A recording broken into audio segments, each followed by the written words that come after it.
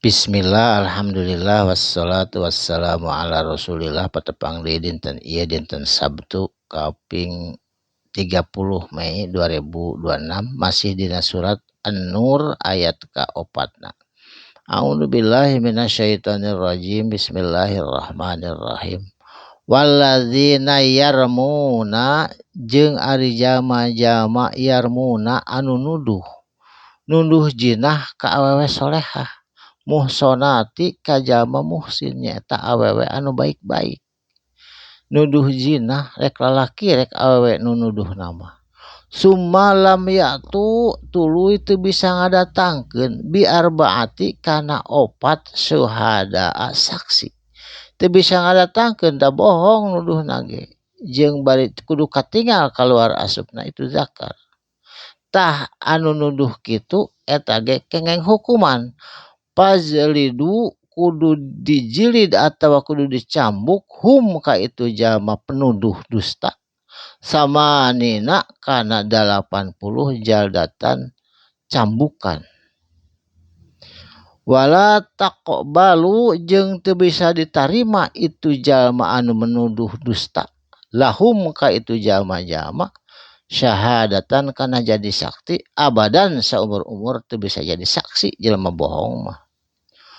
Wa ulaika jeung itu kajadian nyaeta jalma-jalma pendusta anu nuduh zina ka jalma baik-baik ka istri solehah humul fasiquna eta jalma-jalma kalebet jalma fasik ngalanggar tina aturan agama.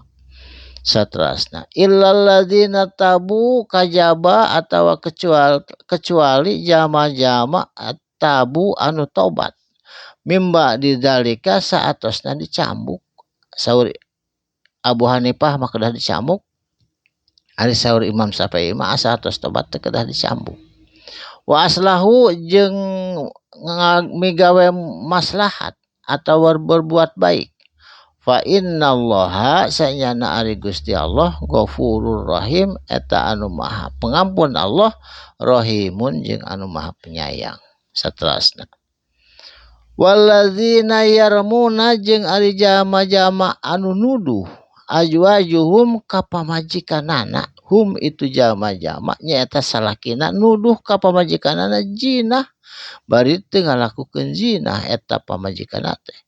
Walam yakul lahum jeung teu bisa walam yakul lahum jeung teu aya bukti lahum ka itu jalma-jalma anu nuduh pamajikanana syuhada'u kana saksi illa anfusuhum kajaba diri sorangan anu ngobrolna. Fashhadatu mangka kudu sumpah ahadihim ti salah sahijina him itu jalma anu nuduh nyata salakina arba'u kana 4 kali syahadati nyaeta sumpah kana 4 kali sumpah demi Allah billahi kalayan nyebut demi Allah arba'u syahadati kana 4 sumpah billahi kalayan menyebut demi Allah pun bojo tos jinah kitu 4 kali. Innahu sanyanahu itu jalma penuduh laminas sodikin eta kalebet jalma bener lamun memang bener. Ngan lamun teu bener nuduh ka pamajikan jinah bari teu jinah wa khamisatu jeung kalimana eta sumpah anna laknatullah sanyana laknat Allah alaihi ka itu jalma-jalma penuduh dusta ka pamajikanana ingkana lamun eta bukti jalma-jalma sanyana bukti itu jalma-jalma minal kadzibin ti golongan jalma-jalma pendusta. Saterasna wa yadra'u jeung bisa ngahindari anha itu awewe adaban tina hukuman.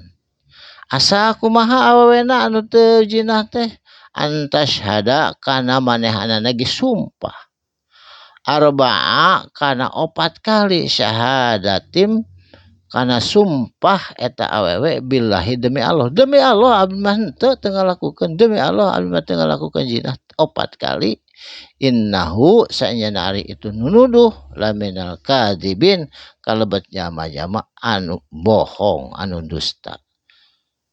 wal khamsata jeung kalimakna sumpah eta si lalaki anu nuduh ka pamajikanna zina anna azaballahi sanyana ari siksa Allah azab Allah hukuman Allah alaiha ka eta lalaki anu nuduh pamajikanna zina ingkana lamun bukti minas sodikina kalebet jama-jama anu bener tah gitu eta ge lalaki ge teu meunang ka pamajikan nuduh zina bari jeung teu aya bukti saterasna walaula jeung lamun teu aya fadlullahi karunia ti Allah tegasna ieu Al-Qur'an alaikum ka anjeun kabeh wa rahmatuhu jeung rahmat Allah wa annallaha jeung sanyana ari Gusti Allah tawwabun hakimun eta Allah maha penerima tobat